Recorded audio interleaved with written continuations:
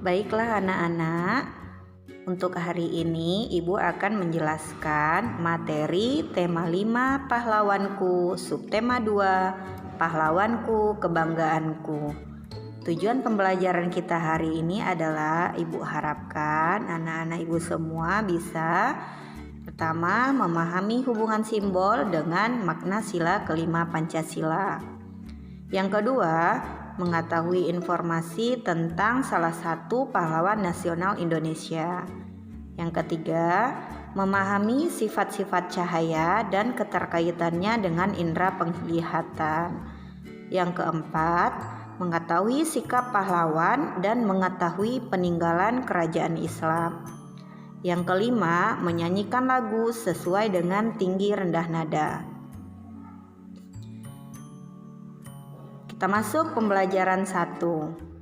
Ini ada tokoh pahlawan nasional yang bernama Cut Nyak Dien. Dia adalah pahlawan nasional Indonesia yang berasal dari Aceh, lahir di Lampadang, Kerajaan Aceh tahun 1848, dari kalangan bangsawan yang sangat taat beragama. Cut Nyak Dien memiliki sifat tabah, teguh pada pendirian dan tawakal. Cut Nyak Dien juga ahli dalam strategi perang dan mahir di bidang agama dan mampu menghafal Al-Quran. Peninggalan sejarah pada masa kerajaan Islam. Yang pertama, Masjid Agung Demak. Ini contoh gambar masjid dari Agung Demak. Masjid merupakan tempat peribadatan umat Islam.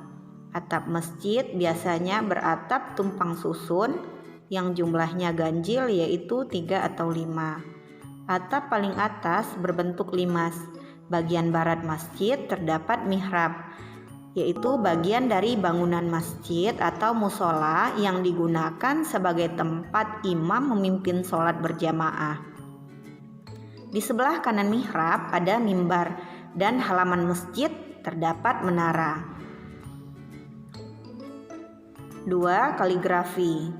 Kaligrafi peninggalan sejarah Islam Indonesia. Yang pertama, makam Raja-Raja Banten. Yang kedua, makam Sunan Gunung Jati. Yang ketiga, makam Sunan Kalijaga. Yang keempat, makam Raja Goa. Dan yang kelima, makam Ratu Narasyah. Yang ketiga, istana.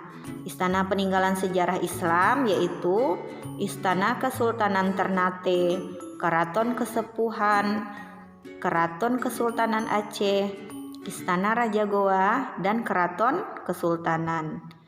Ini contoh dari Istana Goa. Yang keempat, kitab. Kesusastraan Islam berkembang di Jawa dan Sumatera. Karya sastra peninggalan kerajaan Islam yaitu Kitab Negara Kertabumi, karangan dari Pangeran Wangsakerta dari Cirebon. Kemudian ada suluk dan hikayat. Ini contoh dari suluk. Berbagai peninggalan sejarah Islam di Indonesia. Yang pertama ada Masjid Kudus, yang kedua Masjid Baitur Rahman Aceh, yang ketiga ada Mata Uang Samudra Pasai, yang keempat makam Raja Demak, yang kelima Keraton Kesultanan. Pada dasarnya semua benda memantulkan cahaya. Cermin dapat memantulkan cahaya dengan sempurna. Cermin memiliki permukaan yang rata seperti pada gambar berikut ini. Lanjut pembelajaran 2. Lambang negara Indonesia adalah burung Garuda. Dasar negara Indonesia yaitu Pancasila. Pancasila memiliki 5 arti dasar kehidupan berbangsa dan bernegara bagi seluruh rakyat Indonesia. Kemudian sila kelima Pancasila berbunyi keadilan sosial bagi seluruh rakyat Indonesia. Simbol sila kelima adalah padi dan kapas seperti gambar di samping. Nada merupakan bunyi yang frekuensi atau getarannya teratur. Untuk menuliskan nada digunakan simbol. Notasi terbagi beberapa jenis, di antaranya ada notasi angka, ada notasi balok, ada notasi gambar, dan ada notasi simbol. Notasi balok merupakan notasi yang terlengkap digunakan dalam penulisan lagu ataupun musik. Ini contoh dari notasi balok. Notasi balok ini ada yang notnya penuh, kemudian ada yang 1/2, ada yang 1/4, ada yang 1/8, dan seterusnya. Seperti pada gambar, anak-anak ibu bisa membacanya dan mengulangnya kembali. Pembelajaran 3. Nah, ini tokoh pahlawan Sultan Hasanuddin. Dia lahir di Ujung Pandang pada tahun 1631. Sultan Hasanuddin merupakan Raja Goa ke-16. Setelah naik tahta, ia berusaha menggabungkan beberapa kerajaan kecil di Indonesia bagian timur untuk bersama-sama menghadapi Belanda. Cahaya merupakan gelombang elektromagnetik, yaitu gelombang yang getarannya adalah medan listrik dan medan magnet. Berdasarkan jenis cahaya, cahaya dibedakan menjadi: pertama, ada cahaya yang tampak, contoh cahaya matahari. 2, ada cahaya yang tidak tampak, contoh sinar inframerah dan sinar X. Sifat-sifat cahaya ada 5. Yang pertama, cahaya dapat merambat lurus. Yang kedua, cahaya dapat menembus benda bening. Yang ketiga, cahaya dapat dipantulkan. Yang keempat, cahaya dapat dibiaskan. Dan yang kelima, cahaya dapat diuraikan. Seperti pada gambar di samping itu ada contoh sedotan yang dimasukkan ke dalam gelas yang berisi air. Itu contoh cahaya dapat dibiaskan. Untuk lebih jelasnya, anak-anak ibu bisa membaca buku paketnya lagi. Pada proses terjadinya pelangi, itu contoh cahaya dapat diuraikan. Lensa adalah benda tembus cahaya yang dibatasi oleh 2 bidang lengkung. Lensa ada 3 jenis, yaitu yang pertama lensa datar, yang kedua lensa cekung, dan yang ketiga lensa cembung. Lensa bekerja berdasarkan prinsip pembiasan cahaya. Lup atau kaca pembesar biasanya berfungsi untuk membesarkan bayangan benda. Seperti pada gambar, itu adalah contoh dari lup. Lanjut ke pembelajaran 4. Ini merupakan tokoh pahlawan nasional yang tidak asing lagi bagi kita. Salah satu karyanya adalah Habis Gelap Terbitlah Terang. Dia bernama R.A. Kartini. Dia merupakan pahlawan nasional yang dikenal gigih memperjuangkan emansipasi wanita. Lahir pada 21 April tahun 1879 di kota Jepara. Hari kelahirannya diperingati sebagai Hari Kartini. Cita-cita luhur R.A. Kartini adalah ia ingin melihat perempuan pribumi dapat menuntut ilmu dan belajar seperti sekarang ini. R.A. Kartini memiliki pengetahuan yang cukup luas mengenai ilmu pengetahuan dan kebudayaan. Ia juga menaruh perhatian pada masalah sosial. Menurutnya, seorang wanita perlu memperoleh persamaan, kebebasan, otonomi, serta kesetaraan hukum.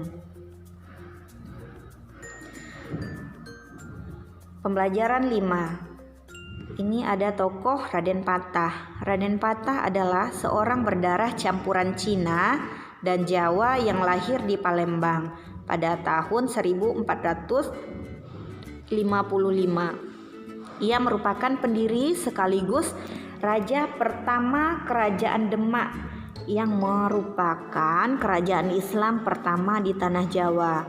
Selain itu, Raden Patah merupakan anak dari Raja Brawijaya, yaitu dari Kerajaan Majapahit. Raden Patah ini memiliki sikap yang toleran terhadap umat beragama lain. Ini ada lirik lagu Ibu Kita Kartini. Pencipta lagu Ibu Kita Kartini ini adalah W.R. Supratman. Ibu harapkan anak-anak ibu bisa menghafal lagu ini sebagai bukti cinta kita terhadap salah satu pahlawan nasional. Nah, Hari Pahlawan biasanya kita peringati setiap tanggal 10 November. Pembelajaran 6. Itu ada tokoh yang bernama Muhammad Hatta, lahir di Bukit Tinggi pada 12 Agustus 1902. Beliau lebih dikenal dengan sebutan Bung Hatta dan merupakan tokoh proklamator Indonesia serta wakil presiden pertama Republik Indonesia. Peran besar beliau di bidang ekonomi sehingga membuat beliau mendapat julukan sebagai Bapak Koperasi Indonesia. Contoh perilaku yang sesuai dengan sila kelima Pancasila yaitu di lingkungan keluarga kita harus bersikap hemat dan mampu bekerja keras. Yang kedua, mengutamakan kebutuhan sekolah sebelum kebutuhan yang lainnya. Yang ketiga, mengembangkan silaturahmi kekeluargaan dan gotong royong. Di lingkungan sekolah, kita harus gemar menabung dan menghemat uang jajan, bekerja keras dalam meraih prestasi, rajin sekolah dan mengikuti pelajaran dengan tekun dan sungguh-sungguh. Di lingkungan masyarakat, turut serta dalam kegiatan sosial, turut serta membantu program pengurangan kemiskinan, meningkatkan semangat gotong royong dan kekeluargaan.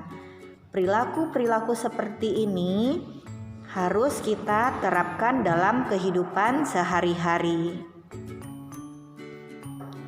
Salah satu cara kita menarik minat orang atau wisatawan mengunjungi daerah kita yaitu dengan membuat poster semenarik mungkin yang bertujuan untuk mempromosikan salah satu peninggalan sejarah yang ada di daerah kita. Seperti poster di bawah, aksi untuk Borobudur. Kemudian ada poster, ayo kunjungi Jawa Tengah. Nah, poster yang kita bikin harus semenarik mungkin sehingga orang bisa tertarik untuk mengunjungi peninggalan-peninggalan sejarah yang ada di daerah kita. Demikianlah penjelasan Ibu pada pagi hari ini. Ibu harapkan anak-anak Ibu semuanya bisa mengulang pelajaran di rumah dan materi yang Ibu sampaikan bisa bermanfaat dan bisa dipahami. Sekian dan terima kasih.